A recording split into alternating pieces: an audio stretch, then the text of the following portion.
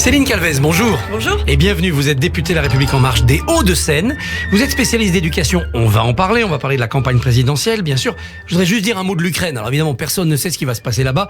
On n'est pas voyant en géopolitique, mais néanmoins, est-ce que vous n'avez pas l'impression que le président de la République française a pris un risque, le risque de se faire un peu rouler dans la farine par Poutine en y étant allé la semaine dernière?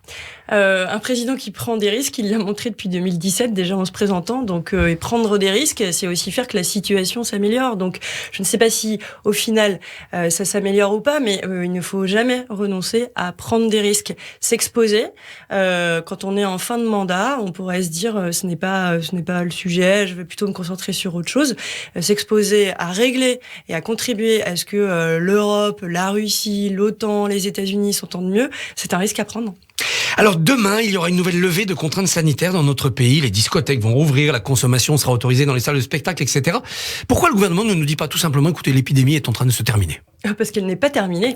En fait, ce serait un petit peu trop tôt de dire que l'épidémie est terminée, parce que le risque, ce serait qu'elle reprenne. Donc l'idée, c'est plutôt d'y aller avec des mesures où on va lever les restrictions.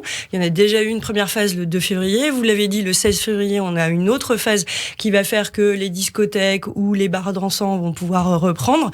Et on a vu aussi que on avait levé les jauges, c'est-à-dire dans les spectacles, là où c'était limité à 2000 personnes en intérieur ou à 5000 en extérieur, eh bien, on va pouvoir reprendre au fur et à mesure la fréquentation des lieux et puis une hausse de leur chiffre d'affaires. Je pense notamment au cinéma. Le cinéma, aujourd'hui, c'est plus de, on va dire, un quart de perte par rapport à 2019. C'est aussi une perte parce que depuis quelques semaines, vous aviez la confiserie qui n'était pas là et c'est une perte de recettes pour les cinémas. Est-ce que tout ça, ça n'a pas aussi pour but de permettre au président de la République d'être candidat vers la fin du mois de février en annonçant la fin du pass sanitaire pour les semaines qui viennent et les bonnes nouvelles qui arrivent?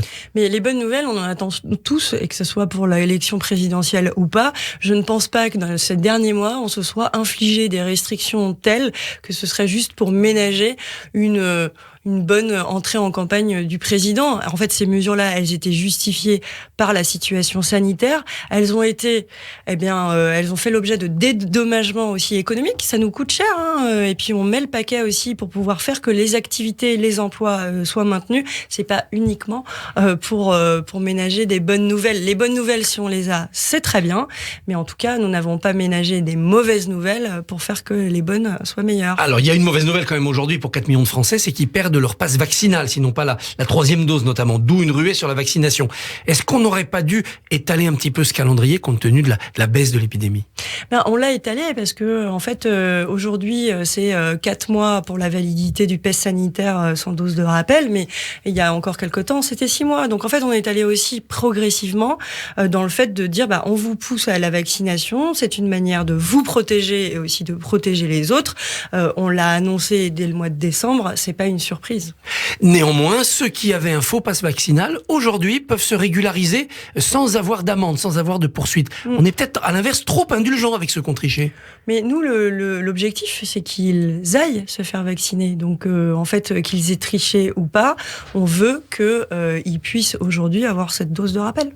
À l'école, est-ce qu'on va garder encore le masque longtemps pendant les cours? Bien, en fait, ça, on va, je l'espère, pouvoir s'en débarrasser.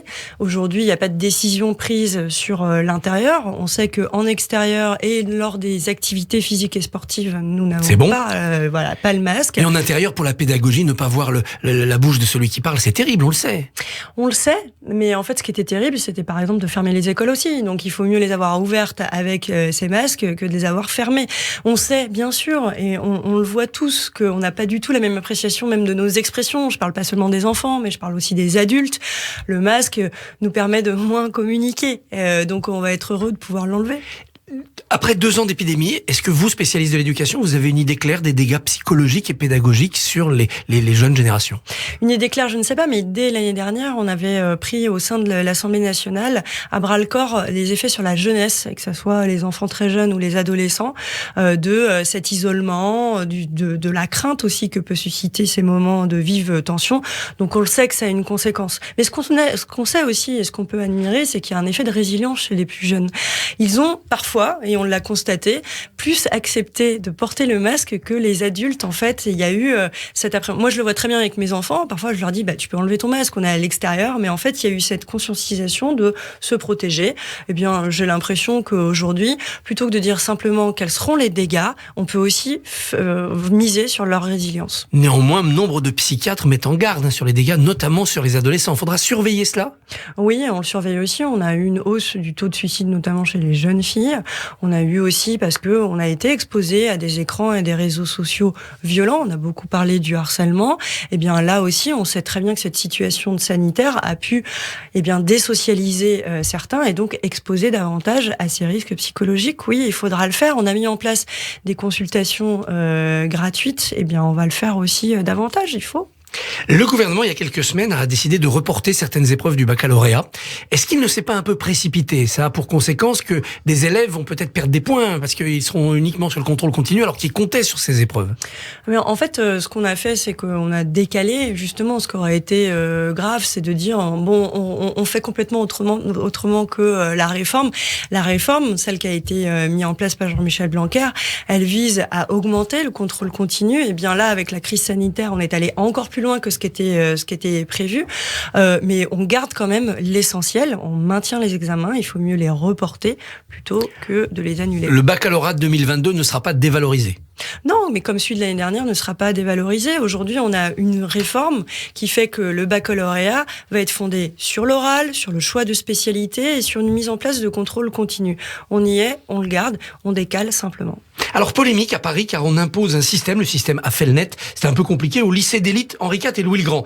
C'est une manière d'affecter des places dans les lycées pour les jeunes. Est-ce légitime de faire de la mixité sociale ? Ils ne doivent pas y échapper, ces établissements. Mais est-ce que ce n'est pas dangereux de casser l'élitisme français ? Mais il faut faire les deux, en fait. Est-ce que c'est possible de faire les deux ? Mais j'imagine et j'espère que c'est possible parce que, en fait, ce que l'on constate dans les établissements parisiens, c'est que la mixité est moindre que dans les autres régions de France. Aujourd'hui, vous avez à Louis le Grand ou Henri IV 8% de boursiers, alors que dans le reste de l'Île-de-France, on est à 25%. Donc, vous avez une problématique de mixité sociale.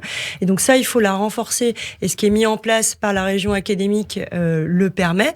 Par contre, effectivement, l'idée n'est pas de casser la réussite scolaire. Et quand on parle d'élitisme, moi, je parlerais plutôt de méritocratie ou de réussite. Il faut pouvoir le ménager aussi. Donc, je crois que la région académique a aussi dit dans quelle mesure elle allait regarder ces deux objectifs en pouvant mettre en place un système de quotas ou en tout cas de pouvoir faire que la mixité sociale ne soit pas à l'encontre de la réussite scolaire. Mais aujourd'hui, c'est très important d'œuvrer pour la mixité sociale dans les établissements parce que vous ne pouvez pas aujourd'hui vous contenter de ce qui est fait à Paris, notamment avec un évitement vers le privé de certains établissements. On a eu des expérimentations qui ont été mises en place depuis 4-5 ans et qui ont montré que nous pouvions affecter les élèves de collège dans plusieurs lycées différents.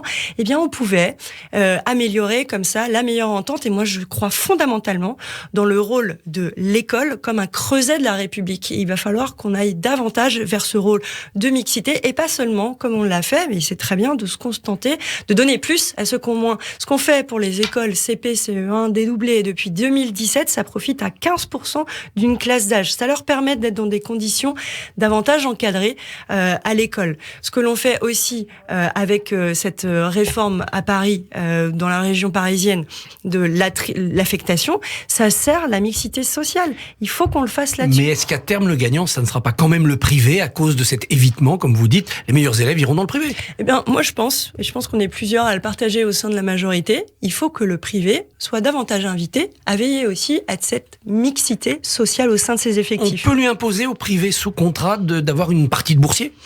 Moi je pense que dans la mesure où on assure les 3/4 de son financement par un financement public, il serait intéressant qu'on aille un petit peu plus loin dans la façon dont on peut être plus exigeant envers le privé pour l'accueil et que le privé fasse partie sur une carte sur un même territoire, eh bien, de la réussite d'une plus grande mixité dans le public et dans le privé. Et depuis la réforme Savary de 84, on sait que ça rallume la guerre scolaire aussi, ces idées-là. Mais je pense que la guerre scolaire, elle n'a pas besoin d'être rallumée. En fait, on peut très bien reconnaître le rôle des établissements privés dans la réussite de l'éducation dans notre pays, tout en rappelant, parce que je crois que ce n'est pas assez rappelé, que 75% de son budget, c'est l'État qu'il le fait.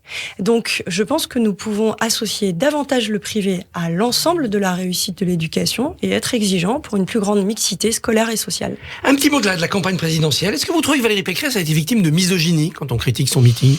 Je ne sais pas si c'est de la misogynie. Je pense que les critiques qu'elle a pu avoir, des fois, on l'a entendu en décembre 2016 sur Emmanuel Macron lors de son meeting porte de Versailles. Oui, la voix qui mue, comme elle dit. Oui, oui, alors moi j'y étais le 10 décembre 2016. Je peux vous dire que la différence entre la retransmission en direct, en tout cas la captation et l'ambiance, était différente. Elle a été un peu victime de la même chose. Je sais pas si elle a été victime de la même chose, parce que moi je n'y étais pas au meeting de Valérie Pécresse. Je voulais juste dire que l'attaque à la misogynie, enfin moi qui suis une grande féministe et vraiment je défends l'égalité entre les femmes et les hommes, ce que je déteste assez, c'est quand les femmes utilisent on va dire la misogynie pour se défendre de leurs propres défauts. Soyons attentifs, mais ne dévoyons pas ces types d'accusations. Un tout dernier mot, vous avez pris la suite de Patrick Balkany dans sa circonscription. Est-ce que vos électeurs sont émus, choqués de ce qui lui arrive, la prison, ou est-ce qu'ils sont indifférents ? Je sais pas, je pourrais pas parler pour l'ensemble des électeurs. Il y a toujours une attention particulière. Il y a aussi une volonté chez les électeurs de ne pas voir la ville de Levallois résumée uniquement à Patrick Balkany. Vous l'avez contacté, Patrick Balkany ? Vous lui avez fait passer un message ? Non. Céline Calvez, merci. Bonne journée. Merci beaucoup. Merci beaucoup Christophe Barbier et votre invité donc ce matin Céline Calvez. Demain votre invité politique Christophe sera Philippe Juvin, porte-parole de Valérie Pécresse.